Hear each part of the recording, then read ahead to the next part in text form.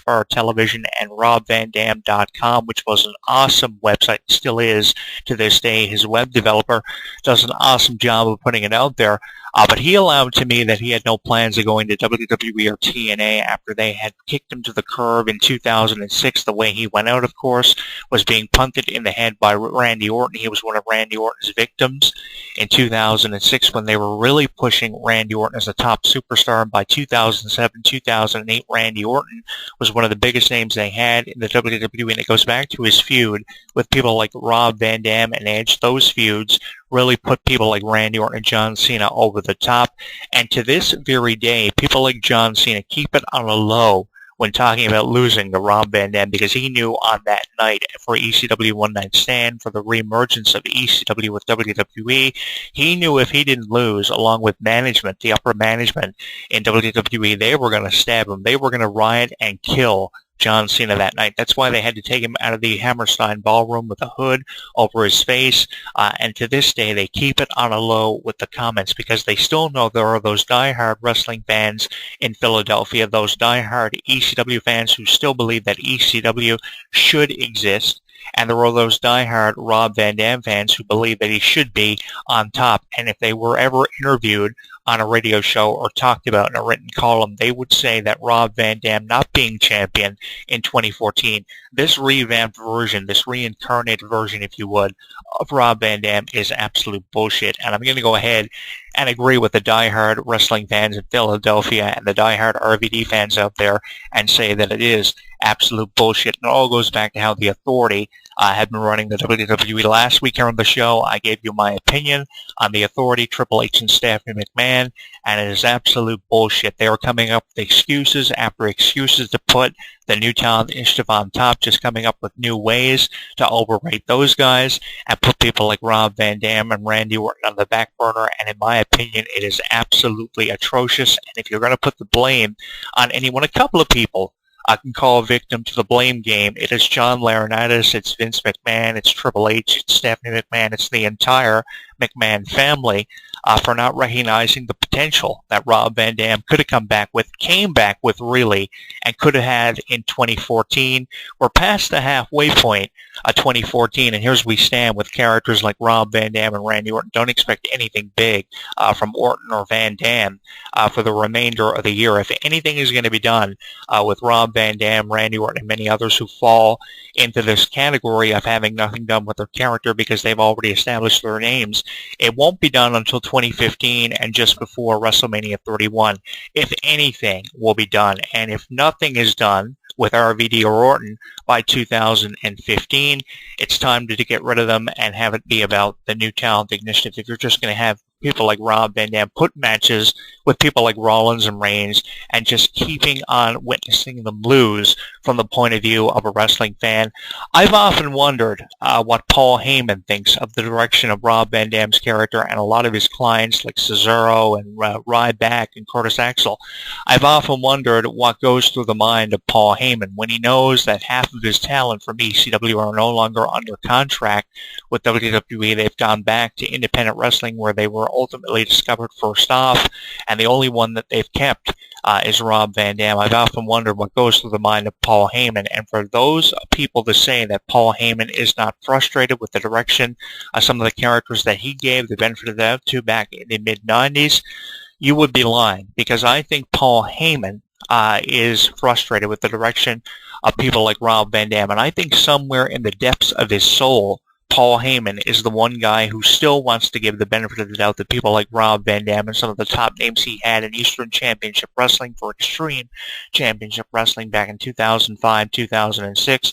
It's just the upper management in WWE just don't want to give people like Rob Van Dam the benefit of the doubt because they believe it should be about the new talented superstars. And some part of me believes that it should be too, but people like Rob Van Dam and people like Randy Orton should be still getting once over on Seth Rollins and Roman Reigns, because how are you going to put people like Reigns, Rollins, and Ambrose over if you don't have the new talent superstars losing to people like Rob Van Dam, which they should be doing a scattered amount of the time, instead of people like Rob Van Dam always losing? If anything, it's going to leave people like Rob Van Dam in a very compromised position and very displeased with their position in the company, which is why I believe the real reason is that Rob Van Dam left the company. I think he left because he wasn't pleased with the direction of his character and because of the confusion of his character in 2014. Yes, the reason why Rob Van Dam obviously isn't on top of the company anymore is because of how, it's about the new talent superstars, and because he left the company, which is probably the primary reason, a few months after his reemergence in 2013. And if there was a time to put Rob Van Dam on top, it would have been within the first few weeks of his return. But I think it goes back to that, and that's why we're probably never going to see Rob Van Dam on top anymore, and because he kayfabed still a lot of stuff going on with his character and within WWE, like a lot of the legends in the WWE are still forced to do under contract. But I understand where the frustration lies with a lot of Rob Van Dam fans, and I can understand why you are pissed off. At least 95%, 90 to 95% of Rob Van Dam fans originate from Philadelphia and come from Philadelphia. And I can understand why you are so pissed off with the direction of his character, because nothing is being done with Rob Van Dam's character. They teased you with giving Rob Van Dam an IC title reign here in 2014 in his feud with Wade Barrett. They did nothing there, and that should have told you then they were never going to do anything with Rob Van Dam's character. They have basically given up on his character and are going to do nothing with his character. They are going to do something with Del Rio, Sheamus, Seth Rollins, Dean Ambrose, Roman Reigns before they ever do something with Rob Van Dam, and they're going to have you witness Rob Van Dam losing to the new talent superstars ever before they give him the benefit of the doubt. Biggest match he's been in since he's returned is the All-Star Money in the Bank ladder match. There's only about 5 big matches Rob Van Dam has been in since he's come back, and at least 4 of them are with new talent superstars like Seth Rollins and Chris Jericho.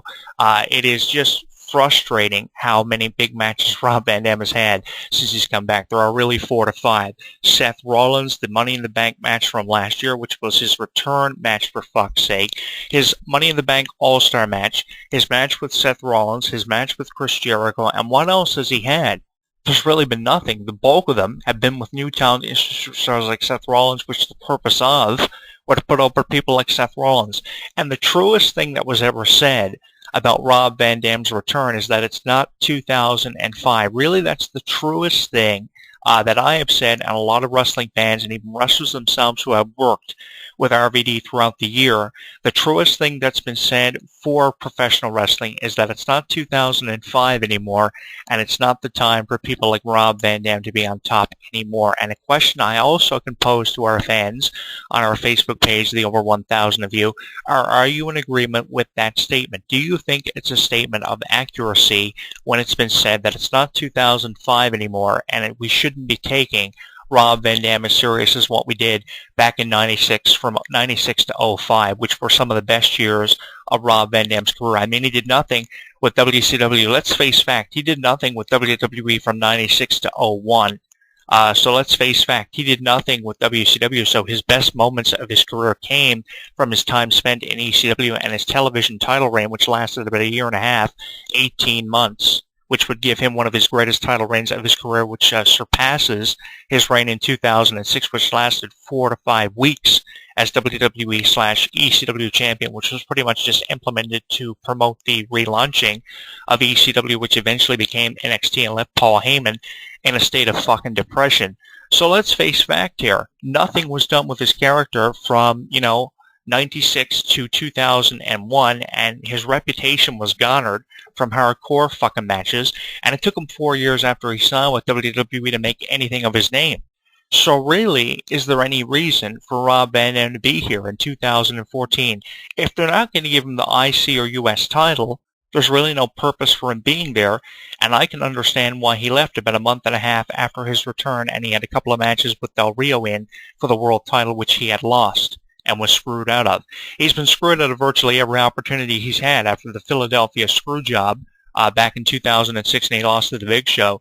Ever since then, and being kicked in the head by Randy Orton, will go as far as that.